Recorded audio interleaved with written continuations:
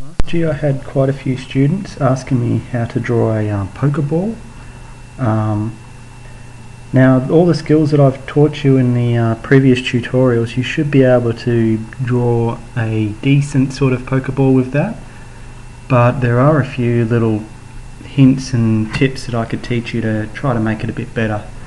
Because I found some pictures of Pokeballs on the internet, and they are pretty simple things to draw, but there's just a few little things in here that I could probably show you, little tricks. So what we're going to do is we're going to start a new part, new standard part, there we go, and we'll start a sketch on, let's go with this plane. Now the first thing we need to draw is pretty much, well, a sphere, considering that is what a Pokeball is, a sphere with a few cuts in it. So first thing we always do when we start doing a sphere, so a sphere will be a revolution, and the first thing you do in a revolution is you draw the center line. So here we go, I'm going to draw the center line, and I'm going to dimension how big that is, because that'll be going from the bottom to the top of the sphere, so this will be the total diameter of the sphere, and I'm going to make that 30 millimeters. There we go. So we have a 30 millimeter center line, and then the outside edge that we spin around will be just an arc, because we're only doing half of a circle. So there we go, there is an arc.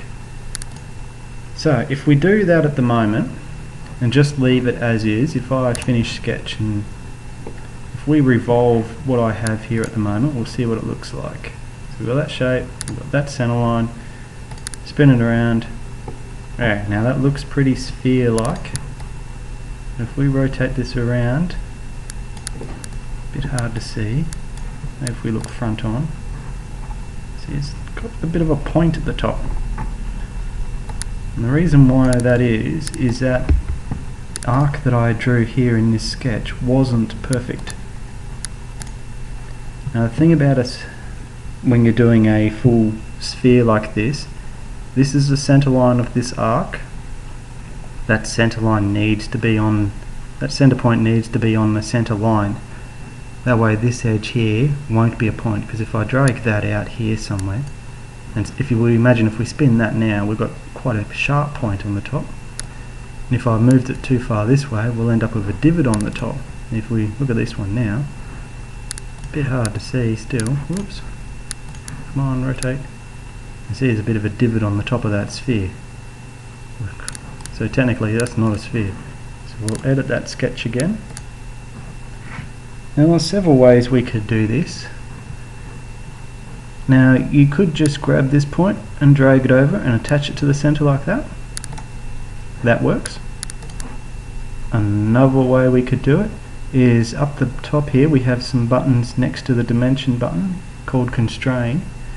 In here these little group of buttons are very handy. Very, very, very handy. This first one, if I hold my mouse over here, you can see what it does. Now we can grab a point and we can tell it to stick to a line, which is what we want to do. So we can tell that point to stick onto that line. Very handy. Anyway, if we finish our sketch now we have a perfect sphere. So remember, that's very easy to draw. And I'm going to stop this video and start another one.